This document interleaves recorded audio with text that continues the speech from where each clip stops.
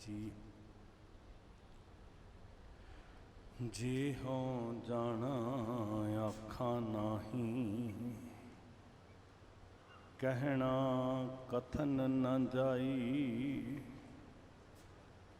गुरा एक देह बुझाई,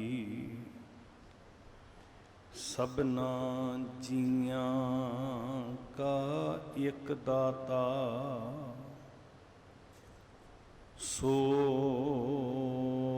मैं विसर ना जाई।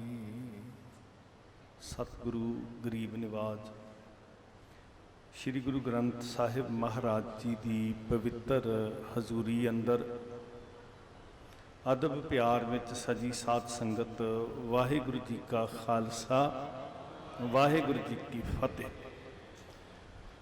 बहुत ही उत्साह नाल, बड़े जज्बे दे नाल, बड़ी शरधा दे नाल आप जी कौमी विरासत गुरुद्वारा श्री कोतवाली साहिब बड़े अदब दे नाल जदों असीं नां लैंदे हां ते साडा सिर झुक जांदा है। साडीआं अखां सामने एक वड्डा इतिहास साडी जिंदगी दे राह दा जामन बन के खड़ा हो जाता है। तो बड़ी प्रीत नाल, बड़ी भावना दे नाल, क्योंकि ये निरोल जज्बातां दा टिकाणा है। सिੱਖੀ जज्बातां दी तर्जमानी करदी है जगह जिथे दुनिया भर दे सिख भावनात्मक रूप विच जिथे भी है वो इस स्थान नाल जुड़े हुए हैं। तो इस समागम की बहुत मुबारक है तुहानू सारिआं नू। गुरु की असीस सांझी करो, सारे प्यार विच आखो वाहिगुरु जी का खालसा वाहिगुरु जी की फतेह। साध संगत, सत्कारयोग गुरु के कीर्तनीय जिहड़ा शब्द तुहानू सरवण करवा रहे सन, ये हुक्म कदी उस वेले बख्शिश होया सी जदों दुनिया के उत्ते पहली बार आदि ग्रंथ साहिब जी का प्रकाश होया। पंचम पातशाह हजूर ने बाबा बुढ़ा जी की झोली च सेवा पा के जदों बचन कहा सी, बुढ़ा साहिब खोलो ग्रंथ लेहो आवाज सुनै सब पंथ। फिर बुढ़ा साहिब ने ग्रंथ खोलिया ते ले आवाज बुढ़ा तब बोला, सूही महला पंजवा संतां के कारज आप खलोया। हर काम करावन आया राम, धरत सुहावी ताल सुहावा विच अमृत जल छाया। ये हुक्म बख्शिश होया जदों इसे तरह ही श्री आदि ग्रंथ साहिब सतगुरु जी गरीब नवाज बाणी निरंकार पोथी परमेश्वर का थान प्रकाशमान हुए। तो अज तुसीं वो शब्द सुन रहे सी। ये धरती हर बार सफरे शहादत के दौरान इस कोठड़ी की सरदल ते बैठ के सिखां दे सामने बैठ के कौम दे नाल बड़ियां गल्लां साझियां करीदा, जिहड़ियां रूहां जुड़ियां हुई ने। दुनिया भर के सिख वैसे हुण इस स्थान नाल जुड़े हुए हैं। सारे पड़ावां दे उत्ते जिथे जिथे मां गुजरी जी ते साहिबजादे ठहरे, जिहड़े सिख नहीं आ सकते वो जिथे भी हैं वो सुरत करके दर्शन करते। और वड्डी सेवा ये साडे मीडिया वाले वीरां दी, अकाल चैनल अज भी सेवा निभा रहे हैं, बाकी वीर सारे ये दर्शन करवा देंदे है जी। सुभागे सिखो, ये धरती की होवेगी, कोतवालियां च थाणियां च की हुंदा है, ये सानू अज भी पता है। अज असी जमहूरीयत की गल करते हैं, डेमोक्रेसी की गल करते हैं, अज असी न्याय सिस्टम की गल करते हैं, न्याय प्रणाली की गल करते हैं, कोर्ट कचहरियां की गल करते हैं। तो जिस वक्त कोई दलील नहीं सी, कोई अपील नहीं सी, कोई कचहरी नहीं सी, कोई इंसाफ नहीं सी, अज दे दौर विच कोतवालियां च थाणियां च की गुजरदा वो सानू पता है। तो जदों अज तो 300 साल पिछली गल करते हैं, उदों की हुंदा होएगा साध संगत? जुल्मो सितम हुंदा, कहर हुंदा, मजलूमां दे उत्ते अत्याचार हुंदा, ਪਤਾ ਨਹੀਂ ਕਿੰਨੀਆਂ ਕੁ ਰੂਹਾਂ ਇੱਥੇ ਕੁਰਲਾਉਂਦੀਆਂ ਹੋਣਗੀਆਂ, ਕਿੰਨਾ ਕੁ ਤਸ਼ੱਦਦ ਚੱਲਦੀਆਂ ਹੋਣਗੀਆਂ, ਕਿੰਨਿਆਂ ਦੇ ਪ੍ਰਾਣ ਪੰਖੇਰੂ ਉੱਡ ਗਏ ਹੋਣਗੇ। ਕੌਣ ਪੁੱਛਦਾ ਸੀ ਮਨੁੱਖੀ ਜ਼ਿੰਦਗੀ ਦੀ ਕੀ ਮਹੱਤਤਾ ਸੀ। ਇਹ ਧਰਤੀ ਸਾਹਿਬ ਕਿਵੇਂ ਬਣ ਗਈ? ਜ਼ੁਲਮਾਂ ਸਿਤਮਾਂ ਦੀ ਧਰਤੀ, ਜਿੱਥੇ ਬੈਸਣ ਸਾਧ ਜਨ ਸੋ ਥਾਨ ਸੁਹੰਦਾ। ਕਦੀ ਇਸ ਧਰਤੀ ਤੇ ਬੈਠ ਕੇ, ਅੱਜ ਤੁਸੀਂ ਬੈਠ ਕੇ ਬਾਣੀ ਪੜ੍ਹ ਰਹੇ ਹੋ, ਸਤਿਗੁਰੂ ਜੀ ਪ੍ਰਕਾਸ਼ਮਾਨ ਹੋ ਗਏ, ਕੋਤਵਾਲੀ ਸਾਹਿਬ ਦੇ ਅੰਦਰ ਬਾਣੀ ਦਾ ਪ੍ਰਵਾਹ ਚੱਲਦਾ ਲਗਾਤਾਰ। ਕਦੀ ਇਸ ਧਰਤੀ ਦੇ ਉੱਤੇ ਪਹਿਲੀ ਵਾਰ ਦੁਨੀਆ ਦੇ ਅੰਦਰ ਚੌਂਕੜੇ ਮਾਰ ਕੇ ਬਾਣੀ ਪੜ੍ਹੀ ਸੀ ਧੰਨ ਬਾਬਾ ਜ਼ੋਰਾਵਰ ਸਿੰਘ ਜੀ, ਧੰਨ ਬਾਬਾ ਫਤਿਹ ਸਿੰਘ ਤੇ ਪੂਜਨੀਕ ਮਾਤਾ ਗੁਜਰ ਕੌਰ ਜੀ ਦੇ। ਕਦੀ ਪਹਿਲੀ ਵਾਰ ਦੁਨੀਆ ਦੇ ਉੱਤੇ ਉਹ 1704 ਦਾ ਉਹ ਦਿਨ, ਜਿਸ ਦਿਨ 9 ਪੋਹ ਦੀ ਰਾਤ ਨੂੰ ਇਸ ਧਰਤੀ ਉੱਤੇ ਚੌਂਕੜੇ ਵੱਜੇ, ਅਰਦਾਸਾ ਸੋਧਿਆ ਤੇ ਜਕਾਰੇ ਗੂੰਜੇ, ਉਹ ਬੀਜ ਸੀ ਸਾਧ ਸੰਗਤ ਜੀ ਦਾ ਫਲ ਅੱਜ ਪ੍ਰਗਟ ਹੋ ਰਿਹਾ, ਜਿਹਦਾ ਫਲ ਅਸੀਂ ਖਾ ਰਹੇ ਹਾਂ। ਕਿੱਡਾ ਮਹਾਨ ਸਥਾਨ ਹੈ। ਸਿੱਖੀ ਦੇ ਜਜ਼ਬਾਤ ਜੁੜੇ ਹੋਏ ਆ ਦੁਨੀਆ ਭਰ ਦੇ ਸਿੱਖਾਂ ਦੇ। ਇਹ ਰੌਣਕਾਂ ਕਿੱਦਾਂ ਲੱਗੀਆਂ ਸਾਧ ਸੰਗਤ? ਉਹਦੇ ਵਾਸਤੇ ਕਿੰਨਾ ਕੁਝ ਆਪਣੇ ਪਿੰਡੇ ਤੇ ਝੱਲਿਆ ਹੋਏਗਾ ਮੇਰੇ ਕਲਗੀਆਂ ਵਾਲੇ ਸਾਹਿਬ ਦੇ ਲਾਲਾਂ ਨੇ। ਇਹ ਪੰਥਕ ਇਕੱਠਾਂ ਵਾਸਤੇ, ਇਹ ਕੌਮੀ ਜਜ਼ਬੇ ਵਾਸਤੇ, ਜਿਹੜਾ ਤੁਹਾਡੇ ਅੰਦਰ ਅੱਜ ਜਜ਼ਬਾ ਡੁੱਲ ਡੁੱਲ ਪੈ ਰਿਹਾ, ਜਿਹੜੀ ਸੇਵਾ ਤੁਹਾਡੀ ਝੋਲੀ 'ਚ ਪਈ ਸਾਰਿਆਂ ਦੇ। ਤੁਸੀਂ ਇੱਥੇ ਟੋਕਰੀਆਂ ਢੋਈਆਂ, ਤੁਸੀਂ ਇੱਥੇ ਨਾਮ ਜਪਿਆ, ਤੁਸੀਂ ਤਨ ਕਰਕੇ, ਮਨ ਕਰਕੇ, ਧਨ ਕਰਕੇ ਸੇਵਾਵਾਂ ਕੀਤੀਆਂ। ਤੇ ਗੁਰਸਿੱਖ ਪਿਆਰਿਓ, ਇਹ ਸੇਵਾਵਾਂ ਕਿਹਨਾਂ ਦੀ ਬਦੌਲਤ ਸਾਨੂੰ ਨਸੀਬ ਹੋਈਆਂ? ਇਹ ਜਿਹੜੇ ਤੁਹਾਡੇ ਜਜ਼ਬੇ ਨੇ, ਤੁਹਾਡੇ ਅੰਦਰ ਦਾ ਜਿਹੜਾ ਚਾਅ ਹੈ, ਇਹਦੇ ਪਿੱਛੇ ਗੁਰੂ ਸਾਹਿਬ ਜੀ ਦੇ ਲਾਲਾਂ ਦੀ ਵੱਡੀ ਕਮਾਈ ਹੈ।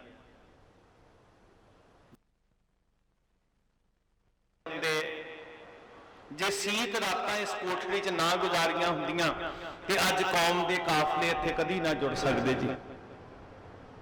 ਅਸੀਂ ਉਹਨਾਂ ਦੀ ਕਮਾਈ ਨੂੰ ਨਮਸਕਾਰ ਕਰਨ ਆਏ ਹਾਂ। ਧਰਤੀ ਵੀ ਪੂਜਣ ਯੋਗ ਹੋ ਗਈ, ਮਿੱਟੀ ਵੀ ਚੁੱਕ ਕੇ ਮੱਥੇ ਨੂੰ ਲਾਉਂਦੇ ਆ। ਤੇ ਜਿਹੜੀ ਕੋਤਵਾਲੀ ਸਿਤਮਾਂ ਤੇ ਜ਼ੁਲਮਾਂ ਦੀ ਨਗਰੀ ਸੀ, ਉਹ ਕੋਠੜੀ ਜਿੱਥੇ ਕਹਿਰ ਹੁੰਦਾ ਸੀ, ਸਾਡੇ ਵਾਸਤੇ ਕੋਤਵਾਲੀ ਸਾਹਿਬ ਬਣ ਗਿਆ। ਨਾਂ ਲੈਂਦਿਆਂ ਸਿਰ ਝੁਕ ਜਾਏਗਾ। ਔਰ ਮਹਾਰਾਜ ਨੇ ਤੁਹਾਨੂੰ ਚੁਣਿਆ ਸਾਰਿਆਂ ਨੂੰ। ਕੌਮ ਦੀਆਂ ਆਦਰਯੋਗ ਸ਼ਖਸੀਅਤਾਂ ਬਾਬਾ ਗੁਰਮੁਖ ਸਿੰਘ ਜੀ, ਫਿਰ ਇੱਥੇ ਸੇਵਾ ਨਿਭਾਉਂਦੇ ਬਾਬਾ ਸਰਮੁਖ ਸਿੰਘ ਜੀ, ਬੜੀ ਸੇਵਾ ਕੀਤੀ ਜੀ ਉਹਨਾਂ, ਬੜਾ ਸਹਿਯੋਗ ਦਿੱਤਾ ਸਫਰੇ ਸ਼ਹਾਦਤ ਦੇ ਅੰਦਰ ਉਹਨਾਂ ਨੇ। ਮੈਂ ਉਹ ਸਿਹੇੜੀ ਪਿੰਡ ਦੇ ਸਮਾਗਮ ਹੁੰਦੇ ਸੀ, ਜ਼ਿੰਮੇਵਾਰੀ ਬਾਬਾ ਸੁਰਿੰਦਰ ਸਿੰਘ ਜੀ ਹੋਰਾਂ ਨੇ। ਔਰ ਸੱਚੀ ਗੱਲ ਗੁਰਮੁਖੋ ਇਹ ਕਿ ਜਦੋਂ ਅਸੀਂ ਸਫਰੇ ਸ਼ਹਾਦਤ ਕਰਨ ਵਾਸਤੇ ਆਉਂਦੇ, ਸਾਡਾ ਕੋਈ ਧੜਾ ਨਹੀਂ, ਸਾਡੀ ਕੋਈ ਧਿਰ ਨਹੀਂ, ਸਾਡੀ ਕੋਈ ਜਮਾਤ ਨਹੀਂ, ਕੋਈ ਸੰਗਠਨ ਨਹੀਂ, ਡਰਦੇ ਡਰਦੇ ਆਉਂਦੇ ਕਿ ਭਾਈ ਜਿਨ੍ਹਾਂ ਦਾ ਪ੍ਰਬੰਧ ਹੈ ਪਤਾ ਨਹੀਂ ਅਲਾਓ ਕਰਨਗੇ ਕਿ ਨਹੀਂ ਕਰਨਗੇ। ਰੀਅਲੀ ਮੈਂ ਗੁਰੂ ਦੀ ਹਜ਼ੂਰੀ 'ਚ ਬਹਿ ਕੇ ਕਹਿ ਰਿਹਾ, ਇਹ ਹੋ ਕੇ ਹੱਥ ਜੋੜ ਕੇ।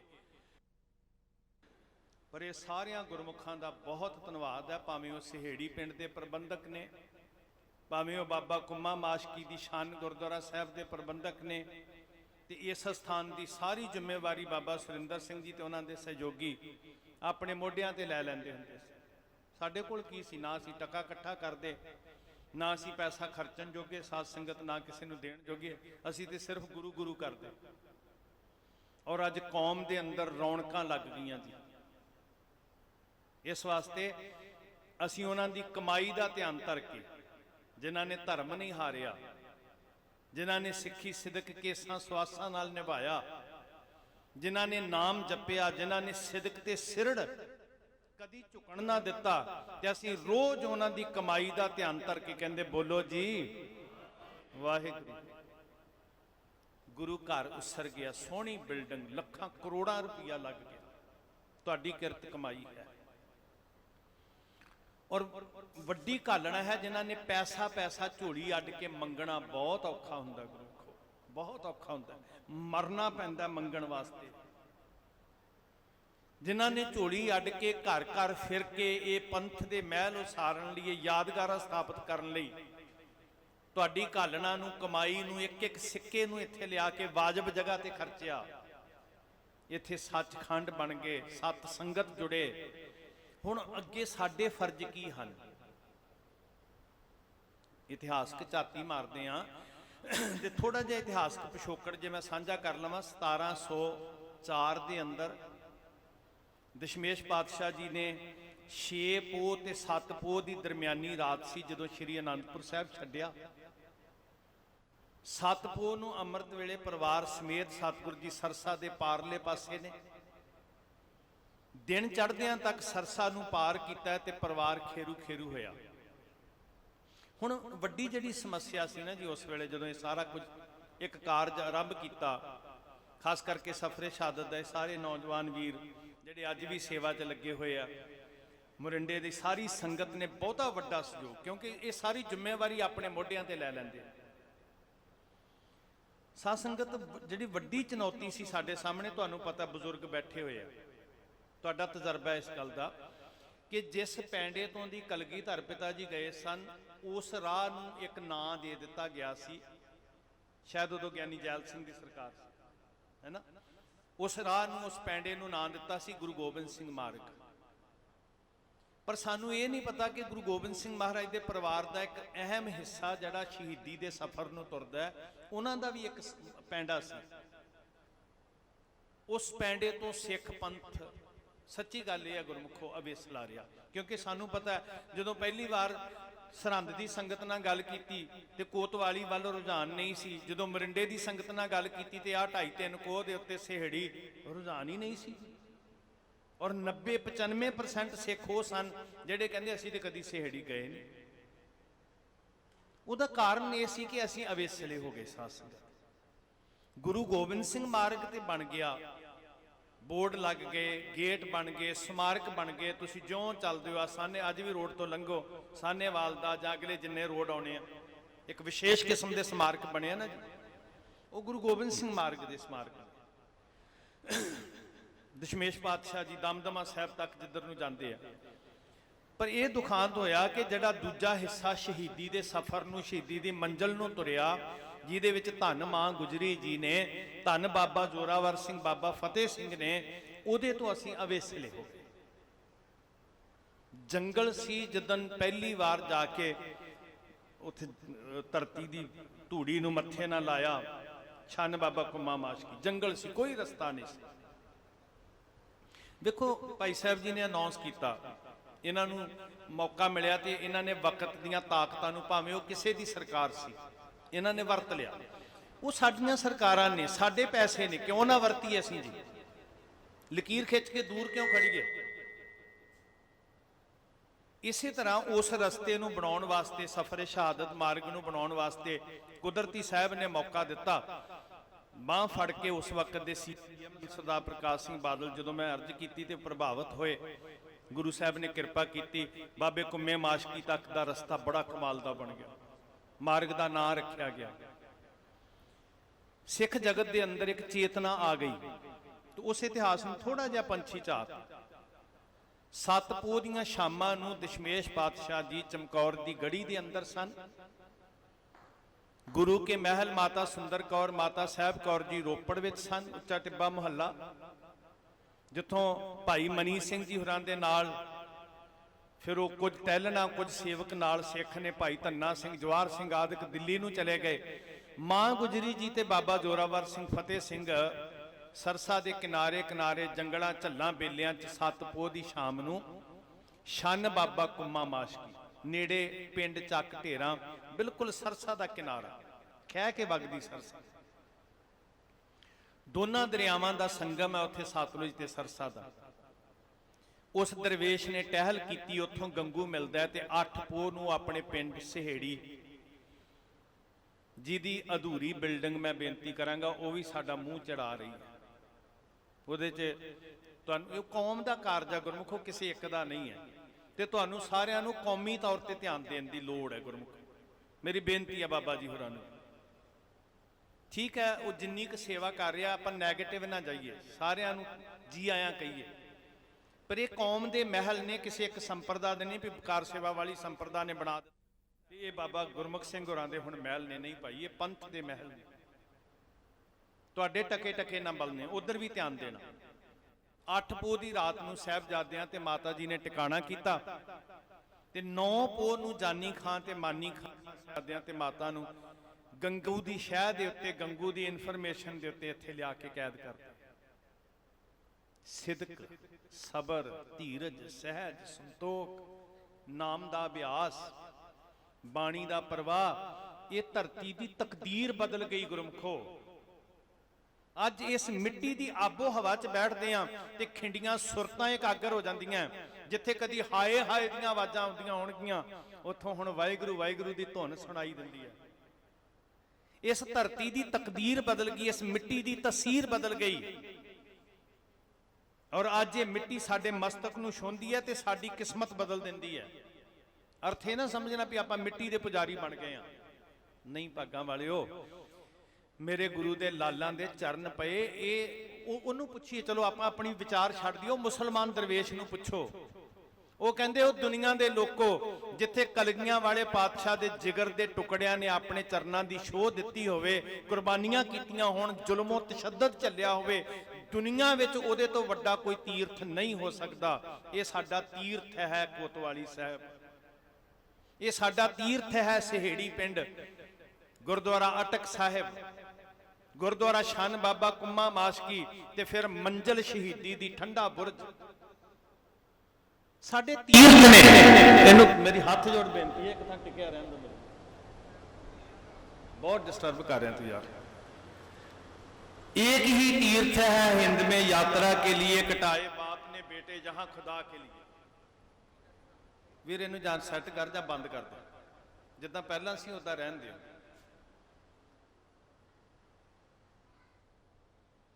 ਅਸੀਂ ਇਹ ਧਰਤੀ ਨੂੰ ਲੱਖ ਕਰੋੜ ਵਾਰ ਬਾਰ-ਬਾਰ ਨਮਸਕਾਰ ਕਰੀਏ, ਸਾਡੇ ਸਿਰ ਤੋਂ ਕਰਜ਼ਾ ਨਹੀਂ ਉਤਰਨਾ।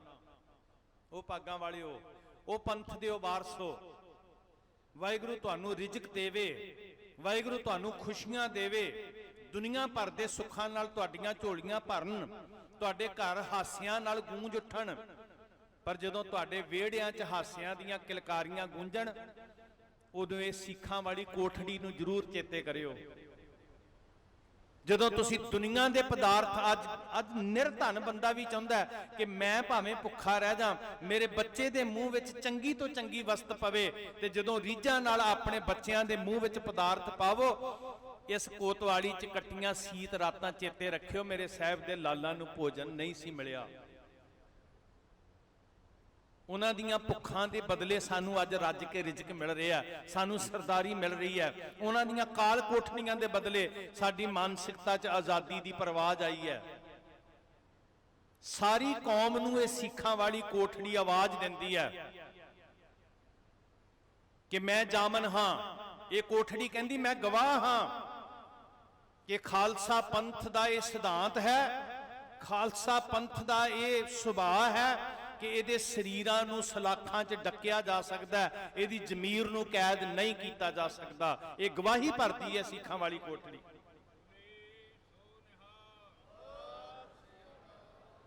ਖਾਲਸਾ ਪੰਥ ਜੀ, એનર્ਜੀ ਮਿਲੇਗੀ ਪੰਥ ਨੂੰ ਜਦੋਂ ਤੁਹਾਡੀਆਂ ਸੁਰਤਾਂ ਜੁੜਨਗੀਆਂ ਇਸ ਕੋਤਵਾਲੀ ਦੇ ਨਾਲ, ਠੰਡੇ ਬੁਰਜ ਦੇ ਨਾਲ, ਚਮਕੌਰ ਦੀ ਗੜੀ ਦੇ ਨਾਲ। ਤੁਹਾਡੇ ਅੰਦਰ ਆਤਮ ਬਲ ਆਏਗਾ, ਕੌਮ ਦੀ ਤਕਦੀਰ ਸਵਾਰਨ ਦੀ ਸ਼ਕਤੀ ਤੁਹਾਡੇ ਅੰਦਰ ਆਏਗੀ। ਉਹ ਮੇਰੇ ਬਾਬੇ 9 ਤੇ 7 ਸਾਲ ਦੇ ਮੁਰਦਿਆਂ 'ਚ ਜਾਨ ਪਾ ਦੇਣ ਜਦੋਂ ਉਹਨਾਂ ਦੀ ਯਾਦ ਸਾਡੇ ਅੰਦਰ ਆਵੇ। ਅਸੀਂ ਇੱਥੋਂ ਜੀਵਨ ਲੈਣ ਆਏ ਆ। ਸੱਚ ਪੁੱਛੋ ਤੇ ਇਹ ਸਿੱਖਾਂ ਵਾਲੀ ਕੋਠੜੀ ਕੌਮ ਦੀ ਆਜ਼ਾਦੀ ਦਾ ਮੁੱਢ ਹੈ। ਇਸ ਗੱਲ ਨੂੰ ਸਮਝ ਲੈਣਾ ਚੰਗੀ ਤਰ੍ਹਾਂ। ਇਹ ਕਾਲ ਕੋਠੜੀ, ਇਹ ਸਲਾਖਾਂ, ਇਹ ਕੋਤਵਾਲੀ ਕੌਮ ਦੀ ਆਜ਼ਾਦੀ ਦਾ ਮੁੱਢ ਬਣਦੀ ਹੈ। ਇੱਥੋਂ ਸੋਚ ਦੀ ਆਜ਼ਾਦੀ ਮਿਲਦੀ ਹੈ ਕਿ ਮੇਰੇ ਸਾਹਿਬ ਦੇ ਲਾਲਾਂ ਦੇ ਸਰੀਰ ਕੈਦ ਹੋਏ ਸੀ, ਸੋਚ ਕੈਦ ਨਹੀਂ ਕੋਈ ਕਰ ਸਕਿਆ। ਇੱਥੇ ਪਹੁੰਚੇ ਮੇਰੇ ਸਤਿਗੁਰੂ ਜੀ ਦੇ ਲਾਲ 9 ਪੋਹ ਦੀ ਰਾਤ ਨੂੰ, ਜਿੱਥੋਂ ਫਿਰ ਸ਼ਹੀਦੀ ਦਾ ਸਫ਼ਰ ਠੰਡੇ ਬੁਰਜ ਵੱਲ ਨੂੰ ਤੈਅ ਹੁੰਦਾ ਹੈ। 10 ਪੋਹ ਨੂੰ, 10 ਪੋਹ ਦੀ ਰਾਤ ਨੂੰ ਠੰਡੇ ਬੁਰਜ ਦੇ ਅੰਦਰ ਮਾਤਾ ਜੀ ਤੇ ਸਾਹਿਬਜ਼ਾਦੇ ਕੈਦ ਹੁੰਦੇ ਆ। 11 ਪੋਹ ਨੂੰ ਪਹਿਲੀ ਪੇਸ਼ੀ ਹੁੰਦੀ ਹੈ, 12 ਪੋਹ ਨੂੰ ਦੂਸਰੀ ਪੇਸ਼ੀ ਹੁੰਦੀ ਹੈ ਤੇ 13 ਪੋਹ ਨੂੰ ਸ਼ਹਾਦਤ ਹੁੰਦੀ ਹੈ। ਸਾਧ ਸੰਗਤ, ਹੁਣ ਸਾਡਾ ਫਰਜ਼ ਕੀ ਬਣਦਾ ਇੱਥੇ ਬੈਠ ਕੇ? ਅਸੀਂ ਇੱਥੋਂ ਕੀ ਖੱਟ ਕੇ ਜਾਣਾ ਹੈ।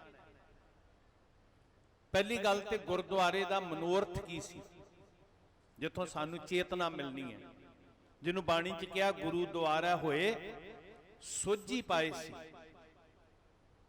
ਮੈਂ ਕੋਤਵਾਲੀ ਸਾਹਿਬ ਦੇ ਅੰਦਰ ਮੱਥਾ ਟੇਕ ਰਿਹਾ ਸੀ ਤੇ ਕੁਦਰਤੀ ਹੁੰਦਾ ਵੀ ਜਿਹੜਾ ਬਾਣੀ ਦਾ ਪਾਠ ਚੱਲ ਰਿਹਾ, ਇੱਕ ਸੈਕਿੰਡ ਵਾਸਤੇ ਸੁਰਤ ਲਾ ਕੇ ਸੁਣ ਲਈਏ, ਮਨ ਲਾ ਕੇ, ਗੁਰੂ ਦਾ ਹੁਕਮ ਜਾਣ ਕੇ, ਤੇ ਕੁਦਰਤੀ ਇਹ ਬਚਨ ਚੱਲ ਰਹੇ ਸੀ, ਭਾਂਡਾ ਹੱਛਾ ਸੋਏ ਜੋ ਤਿਸ ਭਾਵ ਸੀ, ਭਾਂਡਾ ਆਤ ਮਲੀਨ ਧੋਤਾ ਹੱਛਾ ਨਾ ਹੋਏ ਸੀ, ਇਤ ਦੁਆਰਾ ਧੋਏ ਹੱਛਾ ਹੋਏ ਸੀ। ਇਹ ਸ਼ਬਦ ਦੇ ਅੰਦਰ ਮਹਾਰਾਜ ਕਹਿੰਦੇ ਗੁਰੂ ਦੁਆਰਾ ਹੋਏ ਸੋਝੀ ਪਾਏ ਸੀ। ਇਹ ਬਿਲਡਿੰਗਾਂ ਦਾ ਕੀ ਮਨੋਰਥ ਹੈ? ਸਿਰਫ ਤੇ ਸਿਰਫ ਜਜ਼ਬਾਤ ਹੀ ਨਹੀਂ ਕਿ ਅਸੀਂ ਆਏ, ਅਸੀਂ ਟੋਕਰੀ ਢੋਈ, ਅਸੀਂ ਦਿਨ ਰਾਤ ਕੀਤਾ, ਅਸੀਂ ਮਸ਼ੱਕਤ ਕਰ ਲਈ, ਨਹੀਂ ਭਾਈ। ਗੁਰਦੁਆਰੇ ਵਿੱਚੋਂ ਅਸੀਂ ਸੁੱਚੀ ਜੀ ਚੇਤਨਾ ਲੈ ਕੇ ਜਾਣਾ ਹੈ ਕਿ ਸਾਡਾ ਭਵਿੱਖ ਕੀ ਕਰਨਾ ਹੈ। ਗੁਰਦੁਆਰਾ ਸਾਨੂੰ ਸਿਖਾਉਂਦਾ ਹੈ ਕਿ ਅਸੀਂ ਬਰਾਬਰ ਕਿੱਦਾਂ ਬੈਠਣਾ ਹੈ, ਸੰਗਤ ਸਿਖਾਉਂਦੀ ਹੈ।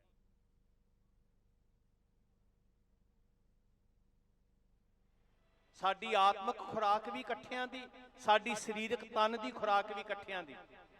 ਸਾਡੇ ਅੰਦਰੋਂ ਵੰਡੀਆਂ ਤੇ ਵਿਤਕਰੇ ਮਕਾਉਂਦਾ ਗੁਰਦੁਆਰਾ, ਤੇ ਜੇ ਗੁਰਦੁਆਰੇ ਬਣਾ ਕੇ ਸਾਡੇ ਅੰਦਰੋਂ ਵੰਡੀਆਂ ਵਿਤਕਰਾ ਨਹੀਂ ਮੁੱਕੀਆਂ ਤੇ ਫਿਰ ਸਮਝ ਲਓ ਸਿਰਫ ਬਿਲਡਿੰਗਾਂ ਖੜੀਆਂ ਕਰ ਰਹੇ ਆ, ਮਕਸਦ ਪੂਰਾ ਨਹੀਂ ਕਰ ਰਹੇ।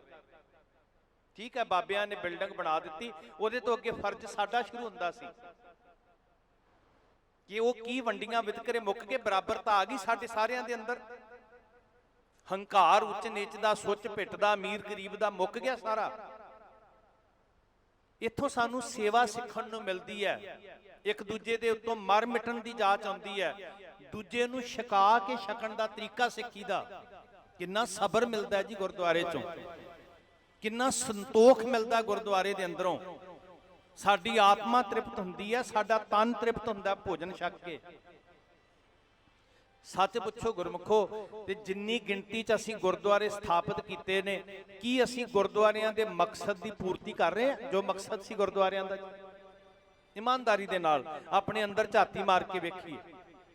ਜੇ ਅੱਜ ਮੋਟੇ ਜਿਹੇ ਰੂਪ 'ਚ ਗਿਣਤੀ ਕਰਨੀ ਹੋਵੇ ਨਾ, ਮੋਟੇ ਜਿਹੇ ਰੂਪ 'ਚ ਪੰਜਾਬ ਦੇ ਲਗਭਗ 12,500 ਪਿੰਡ ਨੇ, ਤੇ ਆਪਾਂ ਮਿੱਥ ਲਈਏ ਕਿ ਪੰਜਾਬ ਵਿੱਚ ਇਤਿਹਾਸਕ ਤੇ ਸਧਾਰਨ ਪਿੰਡਾਂ ਮੁਹੱਲਿਆਂ ਦੇ ਸਾਰੇ ਗੁਰਦੁਆਰੇ ਮਿਲਾ ਕੇ ਜੇ ਲਗਭਗ 15-20 ਹਜ਼ਾਰ ਗੁਰਦੁਆਰਾ ਬਣ ਜਾਏਗਾ, ਮਿੱਥ ਲਈਏ।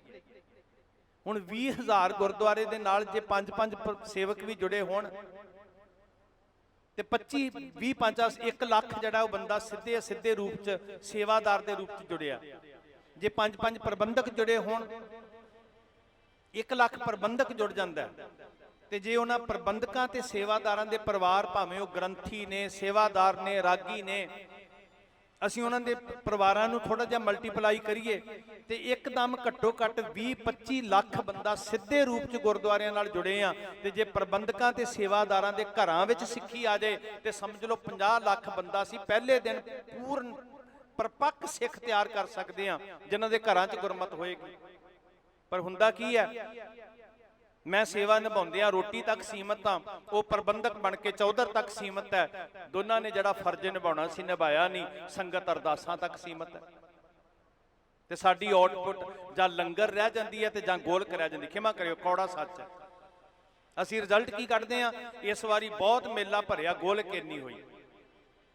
ਇਹ ਕਿਉਂ ਨਹੀਂ ਆਊਟਪੁੱਟ ਕੱਢਦੇ ਕਿ ਸਿੱਖ ਜਜ਼ਬਾਤਾਂ ਨੂੰ ਕਿੰਨਾ ਕੁ ਅਸੀਂ ਸੰਭਾਲਿਆ, ਸਿੱਖ ਨੌਜਵਾਨੀ ਨੂੰ ਕਿੰਨਾ ਕੁ ਸੰਭਾਲਿਆ, ਘਰਾਂ 'ਚ ਗੁਰਮਤ ਕਿੰਨੇ % ਲਾਗੂ? ਕਦੀ ਇਸ ਗੱਲ ਤੇ ਐਨਾਲਿਸਿਸ ਕੀਤਾ ਸੀ ਕਿ ਘਰਾਂ 'ਚ ਗੁਰਮਤ ਕਿੰਨੀ ਲਾਗੂ ਹੋ ਗਈ? ਬਾਬਾ ਗੁਲਜ਼ਾਰ ਸਿੰਘ ਜੀ ਬੈਠੇ ਨੇ, ਮਨਮਤ ਵਿਰੁੱਧ ਪਹਿਰਾ ਦਿੰਦੇ ਨੇ, ਕਬਰਾਂ ਪੂਜਨ ਤੋਂ ਹਟਾ ਰਹੇ ਨੇ, ਉੱਚੀ ਉੱਚੀ ਕੂਕਦੇ ਨੇ। ਅਸੀਂ ਜਿੱਦਣ ਸਾਰੇ ਜਾਣੇ ਫਰਜ਼ ਨਿਭਾਉਣ ਲੱਗ ਪਵਾਂਗੇ ਤੇ ਭਾਗਾਂ ਵਾਲਿਓ ਮਕਸਦ ਪੂਰੇ ਹੋ ਜਾਣਗੇ ਗੁਰਦੁਆਰਿਆਂ ਦੇ। ਗੱਲ ਸਿਰਫ ਪੱਥਰ ਲਾਉਣ ਦੀ ਨਹੀਂ ਹੈ। ਠੀਕ ਹੈ, ਆਲੀਸ਼ਾਨ ਮਹਿਲ ਬਣਨੇ ਚਾਹੀਦੇ ਆ। ਕੌਮ ਦੀ ਇਹ ਵੀ ਅਮੀਰੀ ਹੈ, ਇੱਕ ਜਿੱਥੇ ਸਿਧਾਂਤਕ ਅਮੀਰੀ ਹੈ, ਇਤਿਹਾਸਕ ਅਮੀਰੀ ਹੈ, ਉੱਥੇ ਵੀ ਇੱਕ ਅਮੀਰੀ ਹੈ ਸਾਧ ਸੰਗਤ। ਪਰ ਇਸ ਅਮੀਰੀ ਦਾ ਲਾਭ ਅਸੀਂ ਤਾਂ ਲੈ ਸਕਾਂਗੇ ਜੇ ਅਸੀਂ ਆਪਣਾ ਫਰਜ਼ ਨਿਭਾਵਾਂਗੇ। ਤੁਹਾਨੂੰ ਬਹੁਤ ਮੁਬਾਰਕ ਹੈ, ਬਹੁਤ ਬਹੁਤ ਮੁਬਾਰਕ ਹੈ ਤੁਹਾਡੀ ਮਿਹਨਤ ਨੂੰ, ਘਾਲਣਾ ਨੂੰ ਗੁਰੂ ਨੇ ਫਲ ਲਾਇਆ। ਮੈਂ ਵੇਖ ਰਿਹਾ ਸੀ ਮਹਾਰਾਜ ਦਾ ਪ੍ਰਕਾਸ਼ ਲੈ ਕੇ ਜਦੋਂ ਭਾਈ ਸਾਹਿਬ ਆ ਰਹੇ ਸਨ, ਗੁਰੂ ਘਰ ਦੇ ਸੇਵਾਦਾਰ ਹੈਡਗੰਤੀ ਸਾਹਿਬ। ਹਾਂ, ਇਹ ਗੁਰਮਤ ਦੀ ਘਾਟ ਹੈ। ਵੇਖੋ, ਇਹਨਾਂ ਨੂੰ ਇਹ ਯਕੀਨ ਨਹੀਂ ਹੈ ਵੀ ਇਹ ਥਾਂ ਪਵਿੱਤਰ ਹੋ ਗਿਆ ਕਿ ਨਹੀਂ ਹੋ ਗਿਆ। ਆ ਮੈਂ ਕਲਪ ਰਿਹਾ, ਸ਼੍ਰੀ ਗੁਰੂ ਗ੍ਰੰਥ ਸਾਹਿਬ ਆ ਗਿਆ, ਪਾਣੀ ਆ ਗਈ ਹੈ, ਥਾਂ ਨਹੀਂ ਪਵਿੱਤਰ ਹੋਇਆ, ਪਾਣੀ ਸੁੱਟ ਕੇ ਥਾਂ ਪਵਿੱਤਰ ਹੋਣਾ। ਥੋੜਾ ਜਿਹਾ ਮੂੰਹ ਮੋੜੀਏ ਗੁਰਮਤ ਵਾਲੇ ਪਾਸੇ ਨੂੰ। ਗੁਰੂ ਵੱਡਾ ਹੈ ਕਿ ਪਾਣੀ ਦੀ ਬਾਲਟੀ ਵੱਡੀ ਹੈ? ਪਰ ਕਾਰਨ ਕੀ ਹੈ ਕਿ ਅਸੀਂ ਆਪਣੇ ਗੁਰਦੁਆਰਿਆਂ ਨੂੰ ਗੁਰਮਤ ਦੇ ਪ੍ਰਚਾਰ ਲਈ ਨਹੀਂ ਵਰਤ ਰਹੇ। ਆ ਕੱਲ ਪਰਸੋਂ ਦੀ ਵੀਡੀਓ ਵੇਖ ਲਈ ਜੀ, ਫਰੀਦਕੋਟ ਦੀ ਹੈ ਸ਼ਾਇਦ। ਕਾਦੇ ਵਾਸਤੇ ਵਰਤ ਰਹੇ ਆ? ਸ਼ਰਮ ਨਾਲ ਸਿਰ ਝੁਕ ਰਿਹਾ, ਦੁਸ਼ਮਣ ਨਹੀਂ ਪੱਗਾਂ ਨੂੰ ਹੱਥ ਪਾ ਰਿਹਾ। ਚੌਧਰ ਦੇ ਭੁੱਖੇ ਅਸੀਂ ਇੱਕ ਦੂਜੇ ਦੀਆਂ ਪੱਗਾਂ ਨੂੰ ਹੱਥ ਪਾ ਰਹੇ ਆ। ਅਸੀਂ ਹੰਕਾਰ ਦੇ ਅੱਡੇ ਬਣਾ ਕੇ ਰੱਖ ਲਿਆ ਗੁਰਦੁਆਰਿਆਂ ਨੂੰ, ਔਰ ਕੋਈ ਸ਼ਰਮ ਹਜ਼ਾਰ ਨਹੀਂ, ਨਾ ਲੋਕਾਂ ਦੀ, ਨਾ ਗੁਰੂ ਦੀ, ਨਾ ਪੰਥ ਦੀ। ਕਦੀ ਦੁਸ਼ਮਣ ਸਾਡੀ ਪਹਿਚਾਨ ਦੱਸਦਾ ਸੀ ਵੀ ਇਹ ਜਿਹੜੇ ਨੇ ਨਾ ਅਬਦਾਲੀ ਪੁੱਛਦਾ ਲਾਹੌਰ ਦੇ ਸੂਬੇ ਨੂੰ, ਇਹ ਕੌਣ ਨੇ, ਕੀ ਕਰਦੇ ਆ? ਕਹਿੰਦੇ ਗੁਰੂ ਗੋਬਿੰਦ ਸਿੰਘ ਦੇ ਸਿੱਖ ਨੇ। ਕਹਿੰਦੇ ਇਹਨਾਂ ਦਾ ਕੰਮ ਕਰਨ ਦਾ ਤਰੀਕਾ ਕੀ ਹੈ? ਤੇ ਉਹ ਕਹਿੰਦੇ ਹੈ ਇਨ ਮੈਂ ਇਤਫਾਕ ਮਹਾਨ, ਸਿੱਖ ਸਿੱਖ ਪਰਵਾਰਤ ਜਾਨ। ਇਹਨਾਂ 'ਚ ਆਪਸੀ ਪਿਆਰ ਬੜੇ ਕਮਾਲ ਦਾ ਹੈ। ਇਹ ਇੱਕ ਦੂਜੇ ਤੋਂ ਜ਼ਿੰਦਗੀ ਕੁਰਬਾਨ ਕਰ ਦਿੰਦੇ ਆ। ਬਨੇ ਰਹਿ ਨਿਤ ਸਕੇ ਬਰਾਦਰ, ਸਿੱਖ ਸਿੱਖ ਕੋ ਦੇਵਤ ਆਦਰ। ਇੱਕ ਦੂਜੇ ਨੂੰ ਸਨਮਾਨ ਬੜਾ ਦਿੰਦੇ ਆ ਵੀ ਭਾਈ ਸਾਹਿਬ ਜੀ ਤੁਸੀਂ ਅੱਗੇ ਹੋ ਕੇ ਬਹਿ ਜਾਓ, ਲਿਆਓ ਮੈਂ ਤੁਹਾਡੇ ਜੋੜੇ ਚੁੱਕਾਂ, ਲਿਆਓ ਮੈਂ ਤੁਹਾਡੇ ਝੂਠੇ ਭਾਂਡੇ ਮਾਂਜਾਂ। ਇਹ ਸਿਖਾਉਂਦੇ ਆ ਨਾ ਗੁਰਦੁਆਰੇ। ਤੇ ਸਾਡੇ ਬੱਚੇ ਕੀ ਸਿੱਖਣਗੇ? ਲਿਆ ਮੈਂ ਤੇਰੀ ਪੱਗ ਨੂੰ ਹੱਥ ਪਾਵਾਂ। ਜੋ ਦਿਖਾਇਆ ਸੀ ਕੱਲ, ਉਹਨਾਂ ਦਾ ਪ੍ਰਗਟ ਹੋ ਗਿਆ, ਮੇਰੇ ਵਰਗੇ ਦੇ ਅੰਦਰੋਂ ਪ੍ਰਗਟ ਨਹੀਂ ਹੋ ਰਿਹਾ। ਸੋ ਜਿੱਥੇ ਅਸੀਂ ਬਿਲਡਿੰਗਾਂ ਉਸਾਰ ਰਹੇ ਹਾਂ, ਮੈਂ ਕੌਮ ਦਾ ਸੇਵਾਦਾਰ ਹੋਣ ਦੇ ਨਾਤੇ, ਚੌਂਕੀਦਾਰ ਹੋਣ ਦੇ ਨਾਤੇ ਹੱਥ ਜੋੜ ਕੇ ਕਹਿੰਦਾ ਵੀ ਭਾਈ ਗੁਰਦੁਆਰੇ ਦਾ ਮਕਸਦ ਵੀ ਜਾਣੀਏ। ਅਸੀਂ ਸਾਡੇ ਅੰਦਰ ਵਾਕਈ ਜੋੜੇ ਝਾੜਨ ਵਾਲੀ ਬਿਰਤੀ ਆਵੇ। ਅਸੀਂ ਜੋੜੇ ਝਾੜਦੇ ਆਪਣੀ ਸੰਸਥਾ ਬਣਾ ਕੇ ਫਿਰ ਲੜਾਈ ਪਾ ਲੈਂਦੇ ਆ, ਮੇਰੀ ਸੰਸਥਾ, ਮੇਰਾ ਧੜਾ, ਮੇਰੀ ਧਿਰ। ਫਿਰ ਜੋੜਿਆਂ ਵਾਲੀ ਪਾਰਟੀ ਵੱਖਰੀ, ਲੰਗਰ ਵਾਲੀ ਪਾਰਟੀ ਵੱਖਰੀ, ਝਾੜੂ ਵਾਲੀ ਪਾਰਟੀ ਵੱਖਰੀ। ਉਹ ਨਹੀਂ ਭਾਈ ਸਿੱਖੋ, ਅਸੀਂ ਵੱਖਰੇ ਨਹੀਂ ਆ। ਸਾਨੂੰ ਇੱਕ ਸੰਗਤ, ਇੱਕ ਪੰਗਤ ਬਖਸ਼ੀ ਆ ਮਹਾਰਾਜ ਨੇ। ਬੜੀ ਮਿਹਨਤ ਨਾਲ ਇਹ ਪੈਸੇ ਕਿਤੇ ਐਵੇਂ ਨਹੀਂ ਕਮਾਏ ਜਾਂਦੇ ਜੀ। ਇਹ ਸਿੱਖਾਂ ਦੇ ਖੂਨ ਪਸੀਨੇ ਦੀ ਕਮਾਈ ਹੈ। ਜਿਹੜੇ ਪੱਖੇ ਚੱਲ ਰਹੇ ਆ, ਏਸੀ ਚੱਲ ਰਹੇ ਆ, ਸਾਨੂੰ ਅਹਿਸਾਸ ਹੋਵੇ ਵੀ ਭਾਈ ਪੁੱਛੋ ਨਾ ਜਿਹਨਾਂ ਦੇ ਘਰਾਂ ਵਿੱਚ ਤੁਸੀਂ ਸਾਰੇ ਕਿਰਤੀ ਬੈਠੇ ਹੋ, 1 ਰੁਪਈਆ ਖਰਚਣ ਲੱਗੇ ਵੀ 100 ਵਾਰੀ ਸੋਚੀਦਾ। ਪਰ ਜਦੋਂ ਗੁਰੂ ਦੇ ਨਾਂ ਉੱਤੇ ਅਸੀਂ ਆਪਣੇ ਬੱਚਿਆਂ ਦੇ ਮੂੰਹ 'ਚ ਕੁਝ ਨਹੀਂ ਪਾਉਂਦੇ, ਅਸੀਂ ਕਹਿੰਦੇ ਨਹੀਂ ਸਾਡੇ ਸ਼ਹੀਦਾਂ ਦੇ ਸਥਾਨ ਬਣਨੇ ਆ। ਤੇ ਜੇ ਮਕਸਦ ਨਾ ਪੂਰਾ ਕੀਤਾ ਅਸੀਂ ਪਾਪੀ ਹੋਵਾਂਗੇ। ਅਸੀਂ ਲੜਾਈ ਦੇ ਅਖਾੜੇ ਨਹੀਂ ਬਣਾਉਣੇ, ਅਸੀਂ ਸ਼ਾਂਤੀ ਦੇ, ਸੀਤਲਤਾ ਦੇ, ਸਹਿਜ ਦੇ, ਆਨੰਦ ਦੇ, ਅਧਿਆਤਮਕਤਾ ਦੇ, ਸਿੱਖ ਜਜ਼ਬਾਤਾਂ ਦੇ ਸੋਮੇ ਪੈਦਾ ਕਰਨੇ ਆ। ਅਸੀਂ ਤੇ ਜੰਗ ਦੇ ਮੈਦਾਨ ਬਣਾ ਲਏ। ਔਰ ਧਾਰਮਿਕ ਬੰਦਿਆਂ 'ਚ ਵੀ ਈਰਖਾ, ਰਾਜਨੀਤਿਕਾਂ 'ਚ ਤੇ ਲੋਕੀ ਕਹਿੰਦੇ ਸੀ। ਨਾਮ ਜਪਣ ਵਾਲੇ ਵੀ ਆਪਸ 'ਚ ਲੜ ਰਹੇ ਆ, ਬਾਣੀ ਪੜਨ ਵਾਲੇ ਵੀ ਆਪਸ 'ਚ ਲੜ ਰਹੇ ਆ। ਵਾਹਿਗੁਰੂ ਕਰੇ ਮਨ ਨੀਵਾਂ ਹੋਵੇ ਤੇ ਮੱਤ ਉੱਚੀ ਹੋਵੇ। ਸੁਭਾਗੇ ਸਿੱਖੋ, ਤੁਹਾਡੇ ਚਰਨਾਂ 'ਚ ਹੱਥ ਬੰਨ ਬੇਨਤੀ ਹੈ। ਸ਼ਹੀਦੀ ਦੇ ਦਿਹਾੜੇ ਆ ਰਹੇ ਆ, ਤਿਆਰੀਆਂ ਮੁਕੰਮਲ ਹੋ ਗਈਆਂ। ਬਾਬਿਆਂ ਦੇ ਸਫ਼ਰ ਦੇ ਨਾਲ ਤੁਸੀਂ ਚੱਲਦੇ ਹੋ। ਤੇ ਜਿਹੜੀਆਂ ਤਰੀਕਾਂ ਨੇ ਮੈਂ ਵੀਰਾਂ ਦੇ ਰਾਹੀਂ ਦੱਸ ਦਿੰਨਾ ਕਿ ਇਹ ਵੀ ਇੱਕ ਕੈਲੰਡਰ ਦੀ ਹਰ ਸਾਲ ਦੁਬਿਧਾ ਹੁੰਦੀ ਹੈ ਵੀ ਸਾਡੀ ਬਦਕਿਸਮਤੀ ਹੈ। ਮੈਂ ਕਹਾਂਗਾ ਕੋਈ ਪ੍ਰਾਪਤੀ ਨਹੀਂ ਹੈਗੀ, ਸਾਡੀ ਕੌਮ ਨੂੰ ਦੁਬਿਧਾ 'ਚ ਪਾਇਆ ਸੀ। 22 ਤਰੀਕ ਨੂੰ ਪਹਿਲਾ ਪੜਾਅ ਬਾਬਾ ਕੁੰਮੇ ਮਾਸ਼ਕੀ ਦੀ ਸ਼ਾਨ, ਸਫਰੇ ਸ਼ਹਾਦਤ ਦਾ ਪਹਿਲਾ ਪੜਾਅ, ਪਹਿਲਾ ਸਮਾਗਮ 22 ਤਰੀਕ ਨੂੰ ਬਾਬਾ ਕੁੰਮੇ ਮਾਸ਼ਕੀ ਦੀ ਸ਼ਾਨ। ਦੂਜਾ ਪੜਾਅ 23 ਤਰੀਕ ਨੂੰ ਹੈ ਸਹੇੜੀ ਪਿੰਡ, ਤੇ ਤੀਜਾ ਪੜਾਅ 24 ਤਰੀਕ ਨੂੰ ਇਸ ਜਗ੍ਹਾ ਦੇ ਉੱਤੇ, ਦਸੰਬਰ ਮਹੀਨਾ। ਆਪ ਜੀ ਨੂੰ ਪਤਾ ਸਫਰੇ ਸ਼ਹਾਦਤ ਦਾ। ਤੇ ਫਿਰ 25 ਤਰੀਕ ਨੂੰ ਠੰਡੇ ਬੁਰਜ ਦੀ ਸਰਦਲ ਤੇ ਬੈਠਣਾ ਆਪਾਂ ਸਾਰਿਆਂ ਨੇ। 22, 23 ਤੇ 24, 25 ਤੇ ਸ਼ਹੀਦੀ ਦੇ ਦਿਹਾੜੇ 26, 27 ਤੇ 28 ਨੂੰ ਫਿਰ ਸ਼ਹੀਦੀ ਨਗਰ ਕੀਰਤਨ।